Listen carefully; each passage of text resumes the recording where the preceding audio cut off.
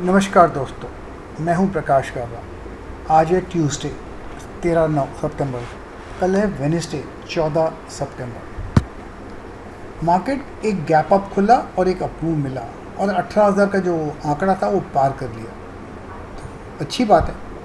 अब भी देखा जाए तो ट्रेंड इंटैक्ट अप है, लेकिन एक दो बातें मैं बताता हूं जो मुझे दिखाई दे रही है।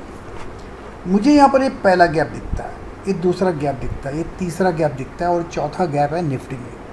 और चार गैप थोड़े ज़्यादा ही हो गए, तो मार्केट थोड़ा ज़्यादा ही स्ट्रेच हो गया। और जो ये बना हुआ है, एक चैनल बना हुआ है, इसको मैं कहता हूँ नॉर्मली पेनेंट भी कह सकते हैं, राइजिंग चैनल भी कहते हैं, जो नाम देना है दे दो।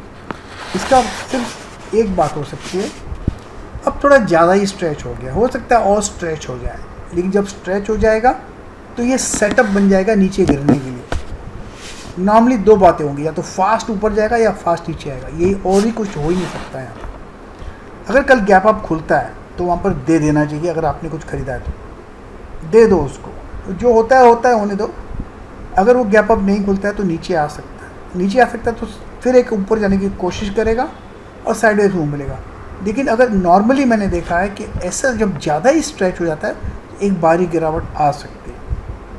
हो सकता है कल बारी गिरावट आए, लेकिन ज़्यादा स्ट्रेच होने के बाद, स्ट्रेच तो हो चुका है और ज़्यादा स्ट्रेच होना है और फिर भारी गिरावट आ सकती है। इसलिए मैंने ये मार्क किया हुआ है यहाँ पर ऐसे लंबा डाउन। एक कॉशन का माहौल है, क्योंकि परसों वीकली एक्सपायरी भी तो है ना, इसलिए ध्यान देना पड़ेगा। ये रहा निफ्टी का हाल।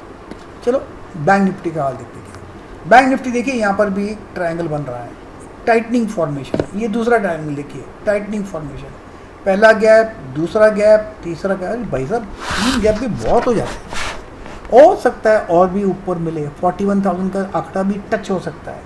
कोशिश कर सकता है ऊपर जाने की, और स्ट्रेच हो जाएगा, और स्ट्रेच हो जाएगा तो सेटअप और अच्छा हो जाएगा गिरने के लिए, या फिर फास्ट ऊपर जाने के लिए। फास्ट ऊपर मुझे लगता नहीं, जब मैं डेली चार्ट को देखता हूँ तो मुझे बहुत नैरो बैंड लगता है। ट्रेडिंग आज डिफिकल्ट था। अगर बड़ा मूव होता है ऊपर या नीचे तो पैसा कमाना ईजी होता है, छोटे मूव में पैसा नहीं बनता, स्टॉप लॉस ट्रिगर होते हैं। एनीवे, ये ऐसी गिरावट की एक संभावना है अगर स्ट्रेच हो गया मार्केट। मैं तो थोड़ा कॉशन में रहूँगा, इतना ही और कुछ नहीं। मार्क करने पॉइंट्स और ट्रेड करने पॉइंट्स, ये जो जोन है मार्क कीजिए 40,700 का, मार्क कर देता हूँ। 40,700 अगर टूटता है तो शॉर्ट करना चाहिए बैंक निफ्टी में।